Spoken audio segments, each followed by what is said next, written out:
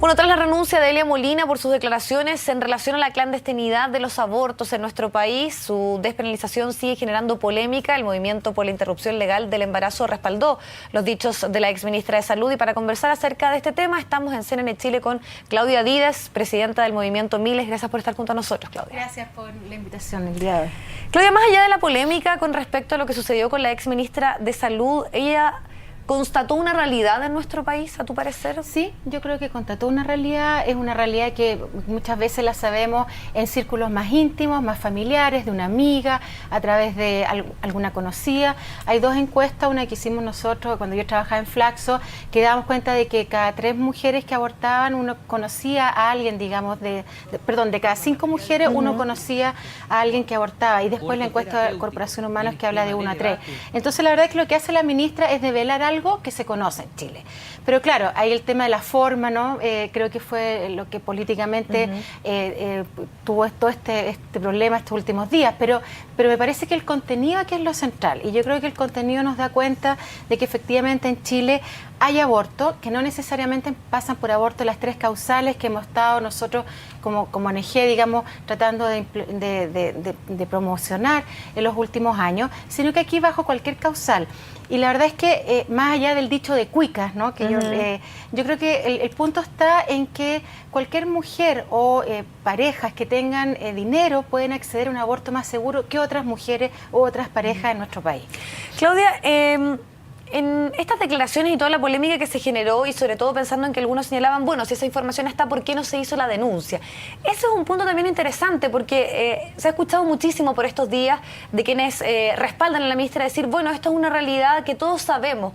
¿Y por qué no se han hecho las denuncias? ¿Por qué no hay cifras oficiales? Sabemos que es una situación clandestina, pero se ha pasado tanto tiempo, ¿por qué no se ha logrado dar, por ejemplo, con nombres, con clínicas, con una información más concreta en ese tema? ¿Sabes lo que pasa? Que yo creo que ahí lo que opera en Chile es el doble discurso, ¿no? Es un fenómeno cultural, sociológico, también económico, que da cuenta de que ciertas prácticas, como están en la clandestinidad, pero sin embargo la población las apoya, ¿no? Porque tienen que ver con el derecho a decidir en este campo, pasan cuestiones como, por ejemplo, que hay médicos que no denuncian, ¿no? O matronas que no van a denunciar. Entonces, lo que ocurre es que lo que está pasando en la realidad chilena no tiene nada que ver con el discurso oficial de los gobiernos, de las instituciones educativas, de salud, etcétera.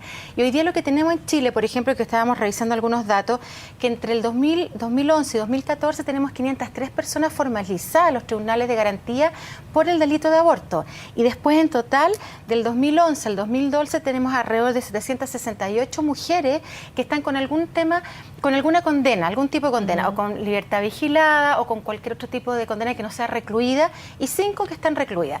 Entonces, eso nos da cuenta de que evidentemente hay algunos que sí han denunciado, pero también está de que está el secreto profesional, ¿no? Está el derecho a la confidencialidad, y que algunos médicos, algunas matronas los han respetado, y evidentemente porque están de acuerdo también a que las mujeres puedan decidir, no van a denunciar. Entonces nuestro llamado como ONG, como Miles, fue que los médicos no denuncien a las mujeres, y ahora estamos prontos, digamos, a pedir el indulto de las mujeres que están procesadas, que estamos trabajando con nuestro abogado, y ese va a ser nuestro próximo paso. Quiero después que entremos en profundidad con el tema de quienes están cumpliendo condena, porque hoy día también salía en la prensa un dato con respecto a eso. Pero antes me gustaría, para ti que eres parte de una organización que finalmente promueve avanzar en temas que tienen que ver con la interrupción del embarazo en algunos casos, la renuncia de la ministra finalmente, pensando en que mucha gente le ha dado el apoyo, sintiendo que ella constató una realidad, ¿es finalmente también una señal de retroceso en el debate con respecto al tema? ¿Cuál es tu parecer con respecto a que se la haya,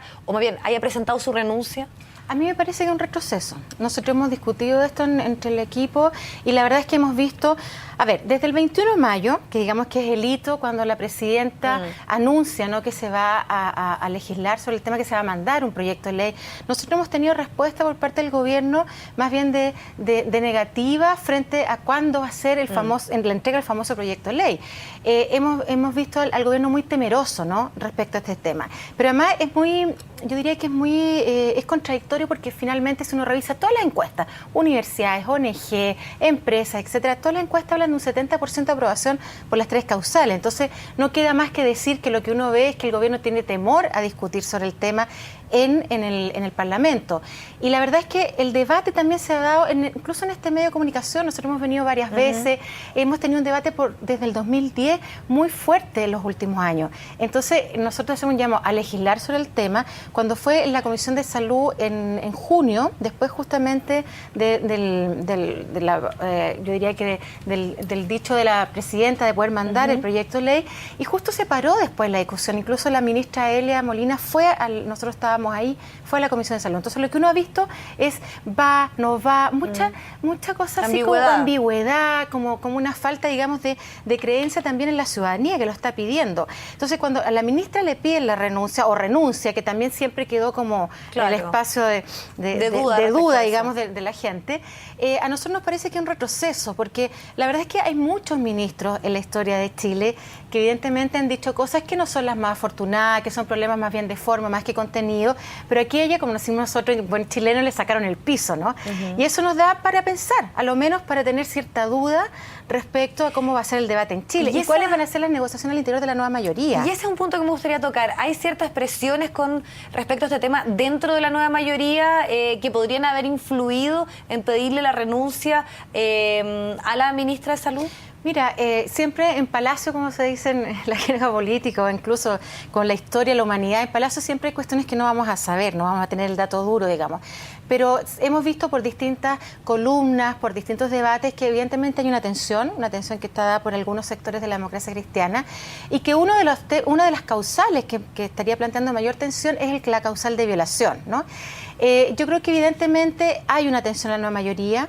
Este era un proyecto que la presidenta podía haber, una vez que lo anunció, poderlo haber entregado muy rápidamente, porque además habían 2 o 3 proyectos ya ingresados a la Cámara, ¿no? Y también en el Senado. Entonces, la verdad es que uno que ve ahí es falta de voluntad política. Nosotros esperamos que el gobierno lo vaya a hacer. De todas maneras, nosotros ya hemos hablado con algunos diputados para que de todas maneras pueda empezar el debate, porque creemos que es una deuda, ¿no? Así como hay otras deudas en el campo, digamos, la sexualidad, de los derechos. En Chile, esta es una cuestión que ya todos los días tenemos algún resultado, cada vez tenemos más apoyos, ¿no? Independiente de que alguien esté de acuerdo con el aborto, no. Evidentemente eso tiene que ser yo diría que va a tener que ser una decisión personal, pero siempre hemos dicho que el Estado tiene que garantizar ciertas cuestiones y no imponer. Y ese siempre ha sido como nuestro principio básico en torno a la promoción de los derechos sexuales y reproductivos del aborto. En tu parecer, un poco se sacrificó a la ministra por las divisiones internas que hay con respecto a este tema dentro de la nueva mayoría, dentro del gobierno. Siempre pueden haber algunos sacrificados, digamos. Esas son hipótesis que en el campo del debate político y la discusión política están presentes. Aquí yo creo que hay 2 cuestiones. Primero, que por un lado sabemos de los datos que tenemos de mujeres procesadas, de mujeres que hacen aborto, y por otro lado, que lástima que el tema que tiene que ver con las mujeres se convierta en el fondo en una cuestión política donde sale la primera ministra cuando se esperaba un cambio de gabinete, ¿no? Hay muchas cuestiones que están acá dando vuelta todavía. Claro, finalmente hay una cosa de fondo y forma que se ha mezclado en este caso en puntual. Sí. Y para ir cerrando también temas como que tienen que ver con la arista más política, pero también para conocer la opinión de ustedes, hay un análisis también respecto a quién podría reemplazar a la ministra. Está en este momento como subrogante el subsecretario Barros, y desde la democracia cristiana le han entregado su apoyo, pero hay también voces críticas porque él en algún momento también habría sido contrario finalmente a que el Estado decidiera, entiendo que la frase exacta que él utilizó, que no le corresponde al Estado la decisión de cuáles seres humanos pueden existir y cuáles no. En algún momento ha aclarado un poco estos dichos y ha señalado que sí o sí se va a cumplir o no con el programa, independiente de su convicción más personal. ¿Cuál es el parecer de ustedes con respecto a que quien actualmente está subrogante pudiese quedarse en la cartera? A ver, yo creo que efectivamente el doctor Barros ha emitido ese tipo de comentarios, y que son lamentables porque supone que están todos estos partidos políticos detrás de un programa, ¿no? Siempre hay una tensión entre la opinión personal y lo que se tiene que llevar a cabo como una política pública. Y esperamos en ese sentido que si el doctor Barros asume, que él vaya a cumplir con lo que dice el programa. Pero además que el tema de que es persona, también una discusión que se ha dado mucho en el debate, que ya se pactó en el último Comité Interamericano de Derechos Humanos. En la comisión se presentó el caso de fecundación in vitro. Y que todo el articulado respecto a lo que es ser persona, la verdad es que se llegó a acuerdo que no será persona antes de nacer, y que lo que se es persona solamente al nacer. antes hay una posibilidad de ser persona, ¿no? Entonces, en ese sentido también hay, evidentemente hay discusiones internacionales y hay, yo diría, hay resoluciones internacionales que la verdad es que ese tipo de comentarios más bien adolecen a un ámbito más bien de lo religioso, de la fe, de otro tipo de cuestiones. Y aquí, si él está representando un Estado, él tiene que seguir entonces representando a la mayoría de los chilenos y chilenas que no necesariamente son católicos, sino que también tienen otro tipo de creencia, y en ese sentido tiene que estar en el marco del programa. Si tuviera ¿no? ese compromiso, ¿para ustedes no habría inconvenientes en que él, por ejemplo, asumiera como titular de la cartera de salud? La verdad es que mientras el gobierno sea capaz de cumplir con su programa y de enviar el proyecto antes del 31 de enero y después de apoyar el debate dentro del Parlamento, donde se van a ver seguramente indicaciones, van a haber mucha discusión, la verdad es que no tendríamos problemas, porque yo creo que él lo que está haciendo, y si fuera así el caso, no que fuera ministro, él tendría que representar a un gobierno y tendría por lo tanto que garantizar al Estado, y que sus opiniones personales, la verdad es que él no puede hacer objeción de conciencia estando en un cargo público como podría ser el de ministro. Hablemos un poco también del proyecto y la discusión que viene. Sabemos cuáles son las tres causales: inviabilidad, o sea, realmente que sea incompatible con la vida de la madre, la inviabilidad del feto y también el caso de violación. ¿Van en la línea correcta según lo que ustedes consideran estos tres causales para interrumpir un embarazo? Sí, en este momento van en la línea correcta, salvo que en la primera hay que decir que es el riesgo de salud, ¿no? Y de vida de la mujer, que eso es bien importante porque amplía la posibilidad de ciertas categorías, y es como un poco lo que pasó en Colombia, con el concepto de salud, también lo que ha pasado yo diría que el caso que más se parece a Chile, si tuviésemos ley, va a ser el caso colombiano. Y particularmente ese punto es interesante porque muchos dicen, efectivamente hoy en Chile existe el aborto terapéutico, cuando está en riesgo la vida de la madre, puede haber una intervención. Entonces, quienes están más bien y son críticos señalan que no se debe avanzar porque ya finalmente está esa posibilidad. ¿Cuál sería la diferencia? ¿Sabe lo que pasa? Que cuando hay ese tipo de argumentación, nuevamente se instala la doble moral, ¿no? Y entonces va a depender de la persona que está. Evidentemente no se están muriendo las mujeres, ese no es un dato menor. En Chile tenemos tasas de mortalidad muy bajas, aunque algunas de las tasas, de las cifras, digamos, hay mujeres que han abortado y que se han muerto por el aborto. Pero el problema es que necesitamos un protocolo y necesitamos que se legalicen estas tres causales, a lo menos. ¿Sabes por una cosa? Porque esto fue también derogado en 1989. Entonces también aquí hay una deuda democrática, es decir, es un tema que a los gobiernos de la concertación nunca fueron capaces de ponerlo en la agenda pública por distintos motivos, pero siempre un tema que es relegado, porque es un tema de mujer, un tema que no importa mucho, y la verdad es que ahora estamos como pasando la cuenta a aquellas deudas democráticas que tiene el país. Entonces, en ese sentido, cuando algunos médicos, sobre todo, plantean que sí lo hacen, sí, pero yo me pregunto, ¿por qué no lo hicieron en el caso de Karen Espíndola? ¿Por qué no lo hicieron en el caso de Grisel? ¿Por qué no lo hicieron en el caso de muchas mujeres que han pedido y que incluso la ecografía se hacen posterior a las 12 semanas o posterior a las 22 semanas y descubren que viene un feto anencefálico? Y entonces ahí no les dan la oportunidad. Entonces, la verdad es que hay un doble discurso. Seguramente habrán casos cuando ellos hacen interrupción en los casos de embarazo ectópico, pero hay otros que no lo han hecho y por lo tanto necesitamos legislar para que todas las posibilidades estén cubiertas por la legislación. Otra cosa es cuál es la diferencia de cuando hablamos de despenalizar y legalizar, porque para muchos sabemos que en nuestro país, que es la salvedad a nivel mundial, con otros casos está penalizado, finalmente, y está la posibilidad de que las mujeres que abortan vayan a la cárcel como delito, y ahí está entonces, y se presta para confusión la diferencia entre despenalizar o legalizar en estos tres casos. Bueno, eso se presta discusión porque también ha sido yo diría que una estrategia comunicacional, ¿no? De decir, bueno, cuando legalizamos vamos a legalizar estas tres circunstancias y cuando despenalizamos estamos despenalizando todas las causales que puedan haber. Entonces, la verdad es que ahí hay una tensión que tiene que ver con el Código Penal. Evidentemente hoy día se puede penalizar a una mujer hasta 5 años y nosotros estamos diciendo, bueno, que legalicemos estas circunstancias, pero que también despenalicemos a que las mujeres. ¿Sabes por qué? Por el dato que yo te daba adelante. Hoy día sí tenemos mujeres presas y hay hombres presos también. Entonces este dato que se va a conocer que dice que solo 6 personas cumplen condenas de cárcel y además especifica que son 6 personas, que son 6 hombres, ¿no es correcto que se ha dado a conocer a través de la prensa? Según los datos de los internos, número de internos bajo control de Gendarmería, ahí hay distintas salidas, ¿no? Que hacen datos del 2010, 2011, 2012. Hay distintas salidas, desde la salida condena remitida o recluida, perdón, el tema de las firmas mensuales, libertad vigilada. Entonces uno primero dice, ¿son mujeres procesadas y hombres procesados? Sí. ¿Hay condena? Sí. Lo que pasa es que en términos de sentido común, nosotros pensamos en la condena detrás del barrote. Claro. ¿No? Es como obvio, está preso, por lo tanto tiene que estar detrás del barrote. Pero hay otro tipo de condenas que también implican que mujeres y hombres les quitan ciertos derechos civiles, ¿no? Como por ejemplo el derecho a votar, etcétera. Y en ese sentido tenemos 768 mujeres que están bajo este tipo de condena.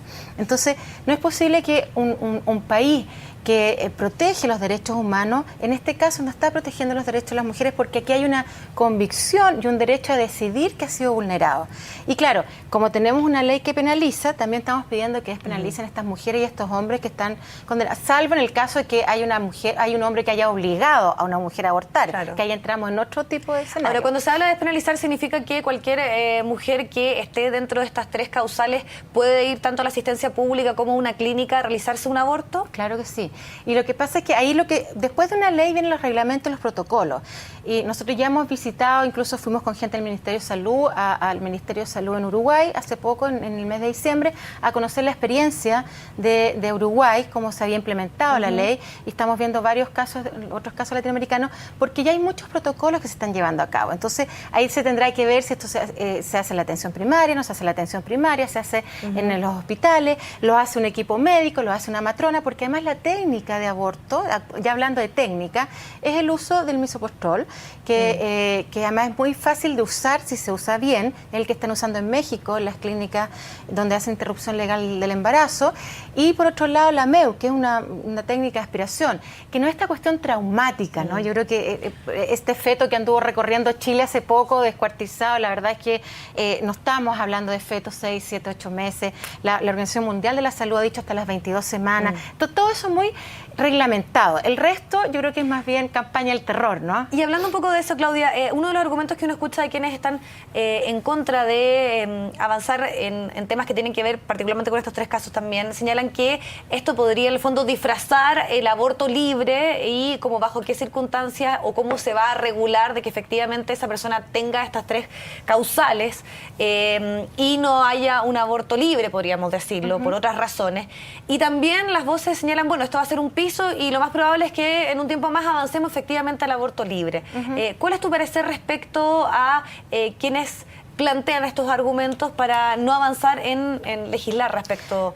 Mira, yo creo que cualquier avance en la sociedad, sobre todo en la sociedad chilena, se va a dar de acuerdo a los cambios que la gente quiere.